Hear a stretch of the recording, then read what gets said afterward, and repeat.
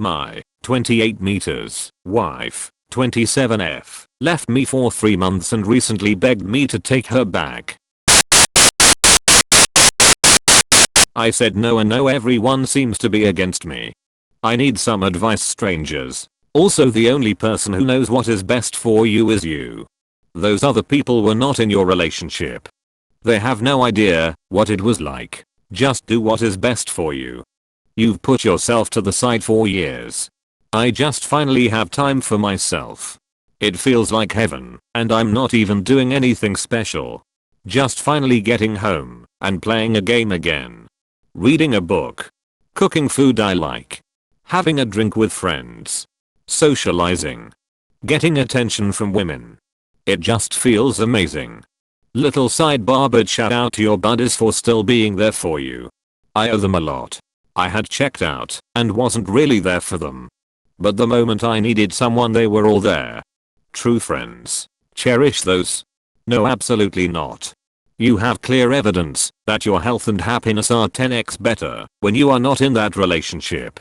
I have debilitating mental health issues and I would never treat my husband like that or blame him for my depression.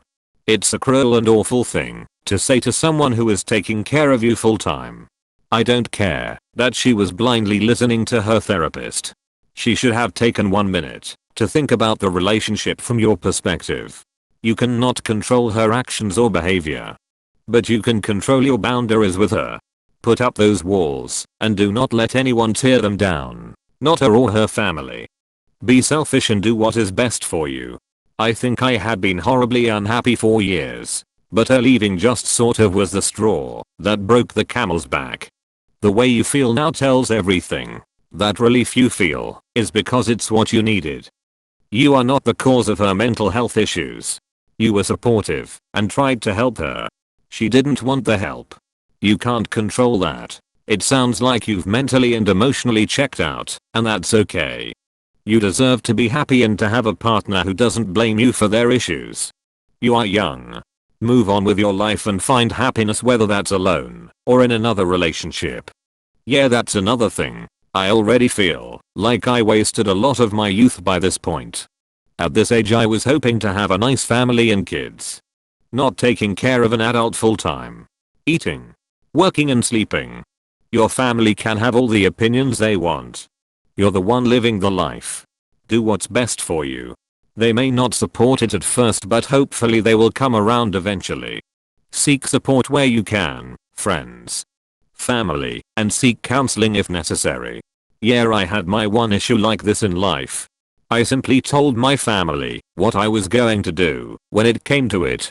Not that I didn't listen. But in the end I make the choice and that be that. I was never in some situation where the family would oust me or something, but if that could have been a thing, then it would have been a thing. You are fully justified to never take her back. Depression sucks. Yes, but she clearly didn't do anything to try to get better. You cannot treat depression by giving in and having someone enable you, no offense.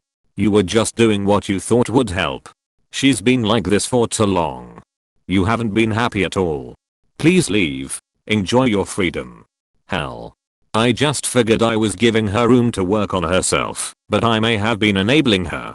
I've had depression off and on all my life. I'm 54. I've left my endlessly patient husband exactly 0 times. TBH. He's the reason. Sometimes I get off Maya and work as hard as I need to in order to dig out of my depression. He deserves better, and I busted to give it to him. Your ex did none of that. And depression is an explanation, not an excuse. If you decide you deserve better, that's entirely okay. This, so much. Thank you for saying this. Depression is a diagnosis, not an excuse. You have to work through it. As someone else who has chemical and emotional depression, I bust Maya trying to be better, because I can be. Some days I want to sleep all day and not face the world. But guess what?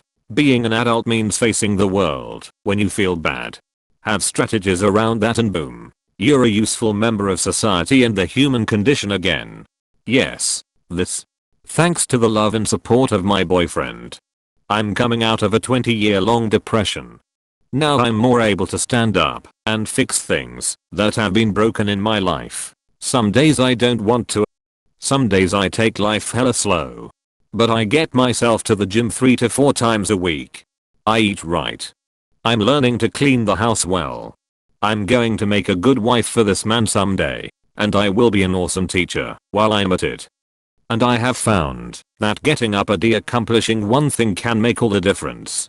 Look.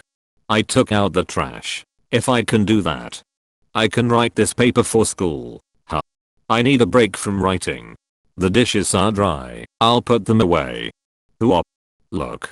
This stack of dishes reminds me of something that could make a good point in my paper. Hey. What do you know? I got a few good things accomplished today. I should probably celebrate with a bit of me time. It's little victories that make great accomplishments. From reading everything you've said, you're right in thinking that you want a divorce. F everyone else who's telling you different. Where were they when all of this was going on? They sound like they're very quick to judge, but nowhere to be found to offer help and or advice. Now's the time to put your mental health first. If they can't see that, then they ain't worth your time or energy. Yeah, I might need some therapy myself after this. It's one of the best things you can do for yourself. I don't know. I have never been someone with any sort of mental issues or other issues. I have always been very social, ambitious, and I never had an issue in school and such. So to realize my mind just shut down for so long, it is sort of scary. The biggest misconception is that therapy is just for people with mental issues. It's not. Therapy is for everyone. And it is really great. I second this. What's interesting is your family don't understand what you go through. I think once they get a glimpse of what it's like, then maybe the outcome could be different. I don't know. From my POV, I think you should leave her because this is going for too long. I'm pretty sure about leaving her. I already contacted a lawyer and everything. Make sure it's crystal clear that she voluntarily left the house you share and has been out for over a month. The laws can be kind of particular with who leaves the home and what's considered abandonment. Expect a rocky road up ahead. It'll be worth it. But it sounds like you kept the house in order. And when she was on her own, she was overwhelmed. Her lawyer is going to expect you, the only breadwinner in the family, to pay enough alimony to keep up her lifestyle. This means probably at least enough to get her rent and maybe even a housekeeper, depending on how that entire narrative goes. But you can't put a price on happiness, comfort, and being able to have the autonomy you learned you need. Stick it out.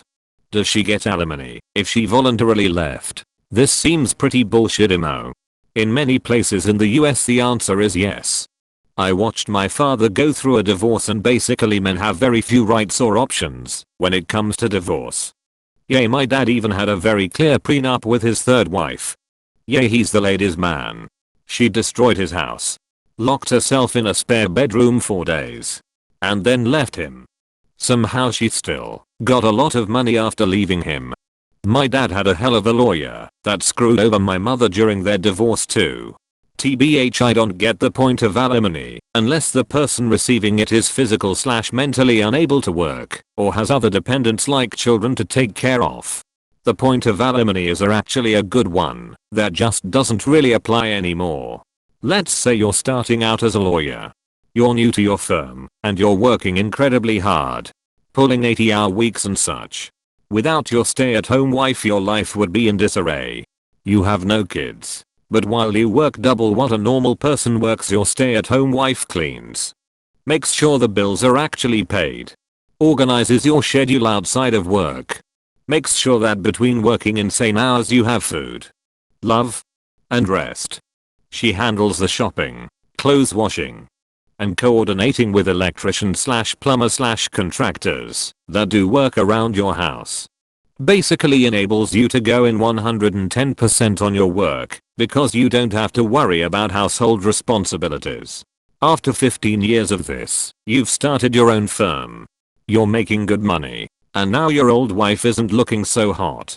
You want to trade up, so you divorce her and go find a hot young 20-something. Now your wife is out 15 years of her life she could have used gaining experience and hireable skills because she was truly the other half of a duo. Which led to your success.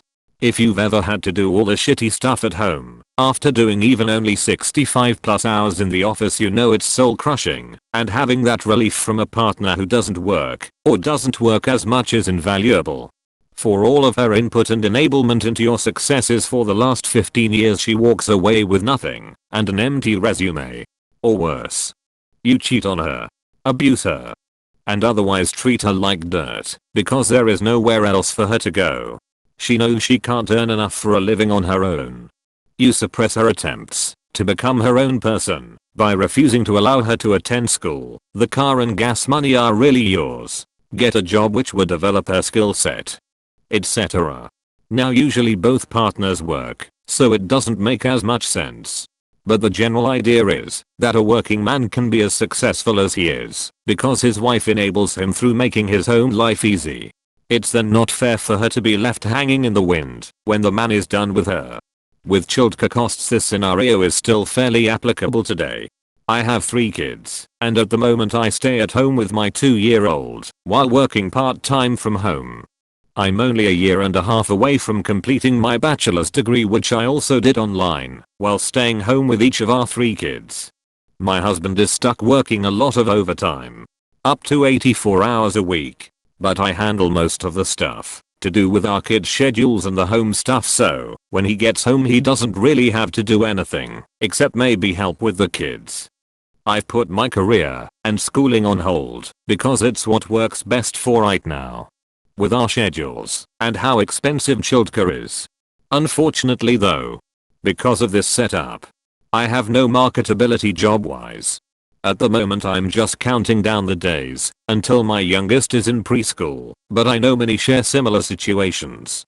Especially if they have more than one child under school age. Oh, for sure. My wife and I are the same. 2 kids and she stays home. She has earned every cent of alimony she would be awarded if we split.